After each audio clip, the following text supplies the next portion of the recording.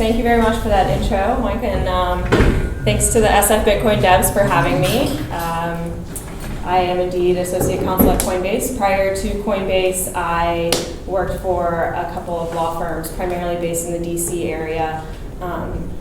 Background in business, and then I represented financial institutions for a few years, and so when Bitcoin came along, it was sort of this interesting mix of business and finances and ways to sort of fix what I saw as problems in financial litigation that I did work on. I eventually found my way to California and to Coinbase, and here I am now. The sort of overview that I want to do are sort of the W's of Bitcoin regulation. Why is Bitcoin regulated? Who regulates it? When should Bitcoin entrepreneurs be concerned about regulations? And what are the predominant concerns, best practices, and developments for Bitcoin regulation? And as I'm going through, please feel free to interrupt me with any questions that you have around point. I will be happy to take them as we go. Although if we get sort of too far off topic on any questions, I might end up hunting it till the end, and we can revisit it then. So why is Bitcoin regulated? The way I like to think about this is to first step back and think, why is anything regulated? The food service industry has a bunch of regulations on what good standards are for health practices, and it's because they want to keep the consumer safe. They want to keep people who are eating in restaurants from getting food poisoning. There's regulation around driver's licenses. How old are you before you're able to get a driver's license? What is the speed limit that you're allowed to drive at? And again, these are all sort of built around the regulatory schemes that are built around the idea that we should protect consumers who are engaging in whatever the given activity is. So to figure out what the given activity is for Bitcoin, we have to also step back and think about what Bitcoin really is. And as everyone in this room knows very well, and many of you probably better than I do, the word Bitcoin is used to describe more than one thing. We use Bitcoin to talk about the protocol. The blockchain technology is often just called Bitcoin. Bitcoin's also a payment network. It's a way that we can transfer from one value from one place to another. And on top of that, we talk about Bitcoin as the digital currency, which sometimes acts like virtual cash, and it sometimes acts as sort of a digital commodity. It's a piece of property. And so when we think about how do we regulate payment networks and how do we regulate cash, and how do we regulate sort of these concepts that encapsulate Bitcoin, we frequently end on sort of the financial focus. And when we think about what regulators care about when it comes to financial services, you can think about sort of the Western Unions of the world or the PayPals of the world, where you're giving your money to a company or a third party and you're trusting them to do something with it. What concerns do regulators have when you're doing that? And the number one concern, as with many regulations, is to protect consumers. Many consumer protection laws are actually oriented to be regulations that are made to turn sensible business practices into something that's defined by law. I have a coffee cup on here because I'm sure many of you are familiar with McDonald's being sued for coffee that spilled onto some poor man's hand and burned him very badly. And now every time you order a coffee cup from anywhere, pretty much, it has a little warning on it that says, "Caution, contents may be hot." And that's just a sensible business practice that companies put into place in order to sort of let consumers know what it is that they're getting into when they're using that product. In the same kind of line of thinking, a lot of the disclosures regarding a lot of the disclosures and receipt requirements that financial institutions and money services businesses are held to are again kind of the rationale behind them is to protect consumers so that everyone on the street who goes in to give money to this money services business can sort of knows that, oh, there's this standard, there's this level of sort of protection that I have as a consumer if I'm going to be using this product or service that's being offered to me. Another major aspect of the sort of financial climate is the prevention of money laundering to and from both illicit activity as well as illicit actors. And of course, regulators are interested in taking their bite at the apple and making sure they're taxing things appropriately. So with that as sort of the backdrop of why we regulate, why we have regulations generally and why we have sort of financial services regulations specifically, the next question becomes who regulates Bitcoin-related activity? And in the US at least, we have a handful of federal regulatory considerations as well as state level regulatory considerations. On the federal level, OFAC, the Office of Foreign Asset Control, is interested in screening customers based on their name or their geographic location, and they're primarily focused on the anti-money laundering aspect of financial regulation. The SEC has said that Bitcoin itself is not a security, but financial products, crypto equity products, and or Ponzi schemes that are related to Bitcoin may end up triggering liability under securities laws. So that's a particular note if you're doing something that's related to Bitcoin, but maybe not necessarily money or cash specific. You might want to be looking at what the SEC has to say and any guidance that they come out with respect to the business.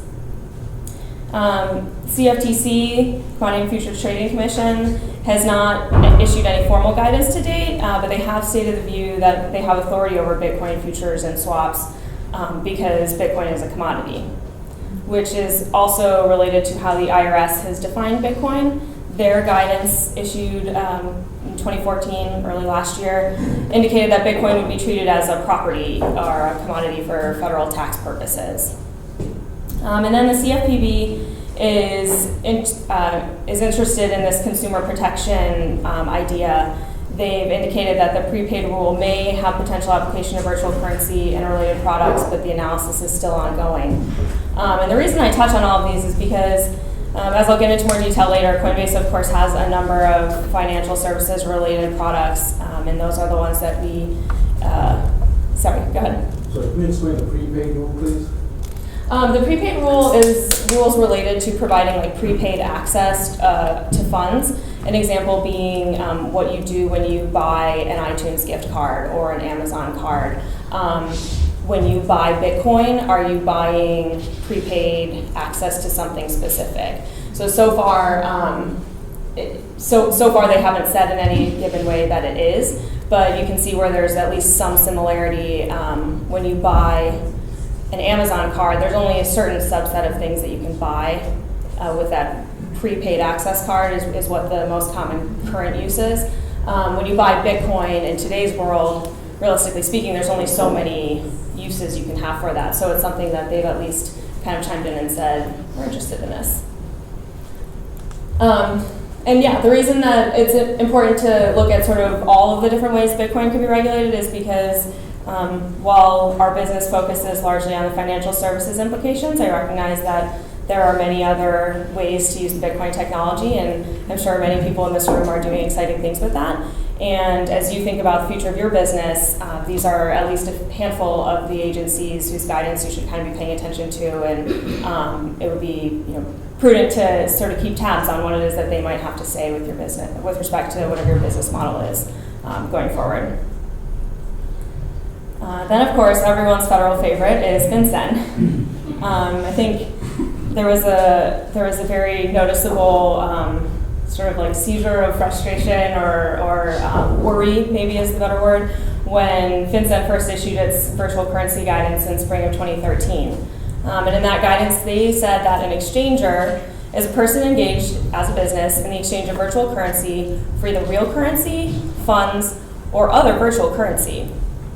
And an exchanger that accepts and transmits convertible virtual currency or buys and sells convertible virtual currency for any reason is a money transmitter under FinCEN's regulations. And the reason that's important is because if you are a money transmitter under FinCEN's regulations, that makes you a money services business or an MSB for FinCEN's purposes, which triggers a handful of record-keeping requirements, customer identification requirements, and sort of all of the compliance nightmare that many Bitcoin companies sort of run into when they think about FinCEN and moving forward with developing a business.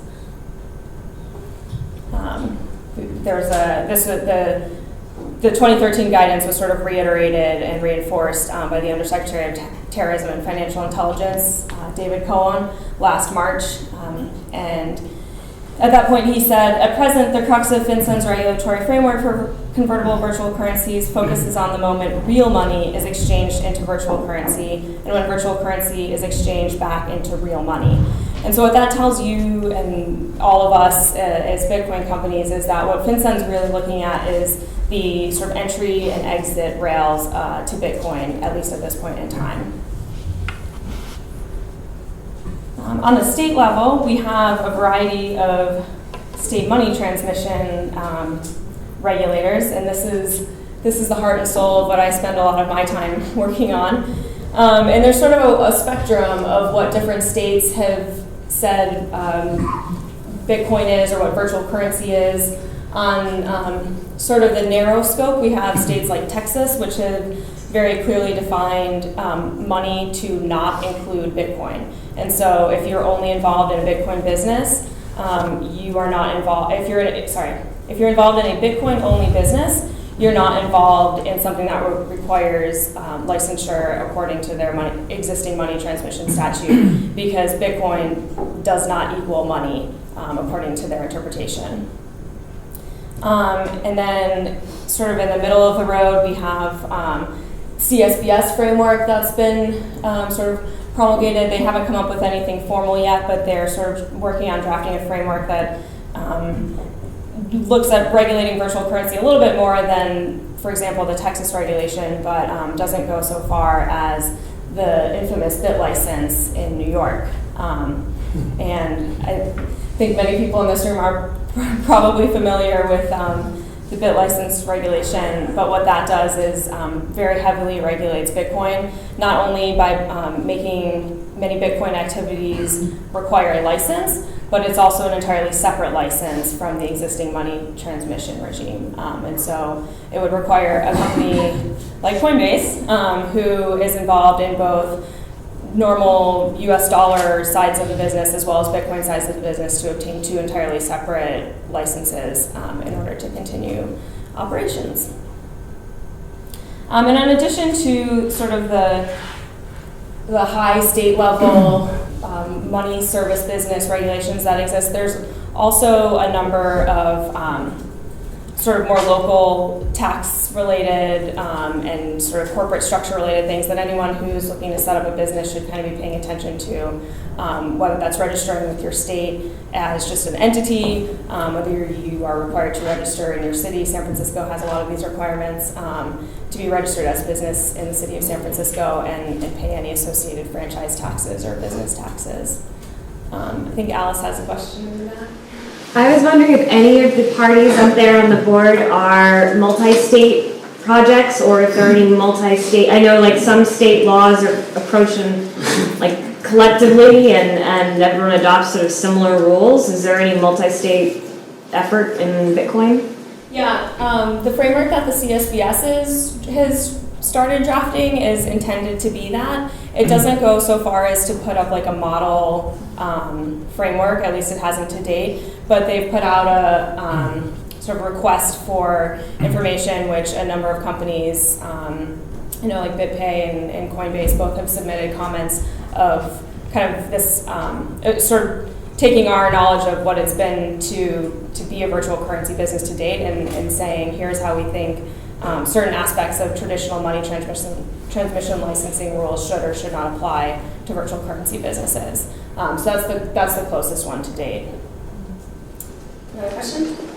It seems as though virtual currency, there's, I guess, questions about the legal definition of what's a currency. The IRS and I think the other institution defined it as a commodity. Right. So, to us, there may be, virtual currency sounds like Bitcoin, Litecoin and others, but it seems as though legally defined it could be different, and it may be like a virtual commodity rather than a virtual currency. Is that? Can you clarify that? That's correct. I like to I like to joke, but it's actually not really a joke, that only in the US with our federalism system do we get 54 different ways to define money transmission.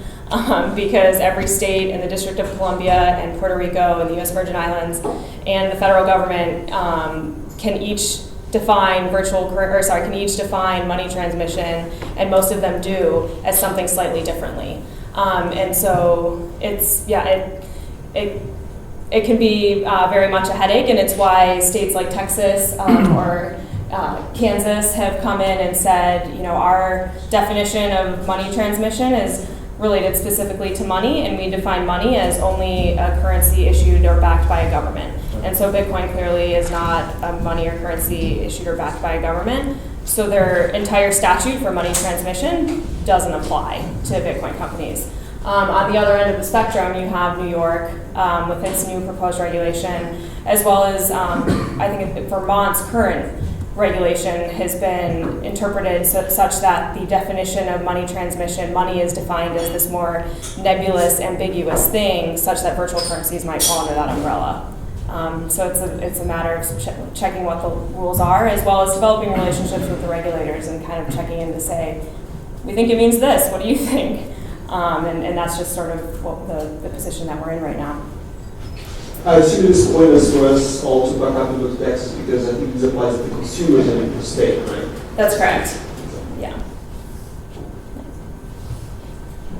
So this sort of ties in with your question about all the different definitions. The next question is, when should Bitcoin entrepreneurs be concerned about regulations? And again, half jokingly but half seriously, it's always compliance time. It's always prudent to have an idea of who might eventually want to regulate your idea, even if there's no current existing very definitive guidance on it. And to do that, we can go back to the first question of why regulate, and think about, okay, my idea is similar to this other thing that already exists. What regulators regulate that thing that already exists? And maybe that's who I need to be starting a conversation with. Developing relationships with regulators can have both short-term and long-term benefits. In the short term, you can have more certainty about your business. So in the example of going to a state and saying, hey, you know, we think our business doesn't require a license because we're doing this and your statute excludes this. Can we get some guidance there? They're able to write you a letter back or call you back and tell you, send you an email in some cases and say, yeah, your analysis is correct, we agree, you don't need a license. And in the short term, that's great because you have some more certainty with how to conduct your business. In the long term, it sets you up to have the chance to shape the way the regulators think about that business. So maybe they say, we agree with your analysis right now, but we're about to get started on a new piece of legislation because we're kind of scared about what it is you're doing. But since you reached out to us, we'd like your input. How do you think we should be thinking about this? And that's a large part of what I've had the honor of getting to do is talking to companies who, through working at Coinbase, but we've reached out to and sort of started this money transmission licensing process, where when they have questions about how they're going to rewrite their laws or write new laws, they're able to come to us and say, well, we're thinking about doing it this way, does that make sense? And it puts you in a unique position to sort of not only have certainty with respect to your operations now, but also shape the way future companies will be able to operate as well. And then it's always important to ask yourself these questions of why might a regulator want to regulate your project when you're looking at a new market or a new product, because again, every state and the federal government has the opportunity to define the same thing a little bit differently. So if you're changing something, it could be a different answer depending on the jurisdiction. Sorry, a question?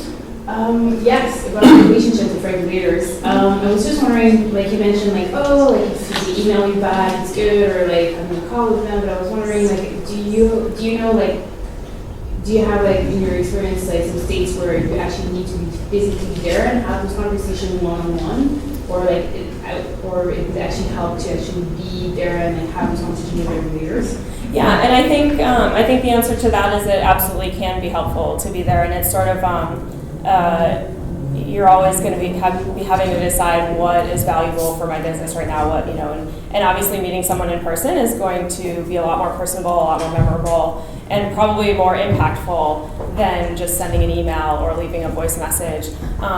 So, if it's a state that matters a lot, for sure, people from Coinbase have gone to New York since the BitLicense proposal has come out, because we see that as an important thing to develop that relationship and encourage them to sort of get it right.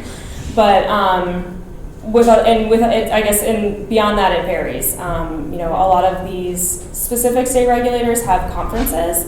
So one of the opportunities I've had was to go to one of the conferences where almost all the regulators, as well as a lot of the other regulated entities, so the Western Unions and the PayPals are all in a room, and you have the opportunity to sort of just introduce yourself without having to physically go to necessarily their office. Yeah.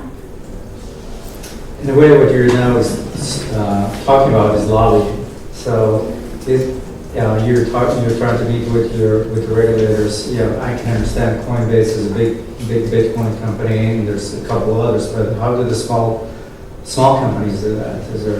Is there a unique best approach of lobbying with the regulators? Yeah, I think for lobbying, it's probably the best idea is to find someone who's already doing it and sort of join forces. A large part of what I try to do with developing relationships is less about lobbying and more about educating. And we have some people who work and focus more heavily on policy, but to the extent that you want to lobby for like an actual change, I think that's a different activity. So when I go and talk to regulators, it's more like corrective action or like correcting something they're proposing, or it's them asking directly for my feedback just because we have that relationship, which I think is different from sort of me having this idea of like, oh, here's how I think you should regulate me, and let me take that to you. And in my mind, that's more what lobbying is. So I think it depends what your end goal is. If your end goal is to sort of come up with something that you think is a good law that should get put into place, then that's where it probably makes sense to join forces and find other people and lobby for that position. But if you are just looking for clarity with respect to like some given status quo, that's where having more informal or formal relationships, I think, can make a bigger impact. In the legacy of financial system, compliance is just part of the landscape. Whether you're building systems, new products, a lot of the things that you've mentioned. And then in foreign exchange, compliance is a pretty substantial line item, time, dollars, and everything else. And I'm wondering, at your firm, how much money, you don't have to give me a number, but just, is it a big chunk or a little infinitesimal thing? I think everyone would appreciate. Yeah, I mean, compliance is a huge aspect of what we do. And I think in thinking about with the comparison to foreign exchange and those types of systems, a large part of that is also fraud concerns. So in thinking about the combination of compliance and fraud resources, they are significant. And in part it's because we want to get it right for our consumers, for our customers, going back to the idea of why these regulations exist to begin with, which is to provide certainty to customers that this company is worth you trusting them with your money or your funds. We take that seriously. We want customers to find us trustworthy, and we want them to know that we're providing them a safe and secure way to use Bitcoin and use the services that we provide. We definitely put a high focus on compliance. So moving into sort of the last bit of the last W, what are the predominant concerns, best practices, and recent developments for Bitcoin regulation? I think the biggest question that I've seen from outside Bitcoin companies or smaller Bitcoin companies, even companies that are interested in working with Coinbase, is if I'm an MSB for FinCEN purposes, what does FinCEN compliance look like? And sort of the four components to a strong MSB compliance program are listed here. You need to appoint an individual or a set of individuals who will be responsible for managing the BSA compliance program. And that will often be a chief compliance officer or a designated BSA compliance officer, essentially someone who, or some group of people who are responsible for ensuring that the company is both developing and implementing a strong BSA compliance program. What that program needs to look like, it's FinCEN in the BSA more broadly require that you both document and implement internal controls for customer identification, knowing your customer, as well as enhanced due diligence requirements. So it's a risk-based, it's a sort of tiered mentality, and it's sort of this.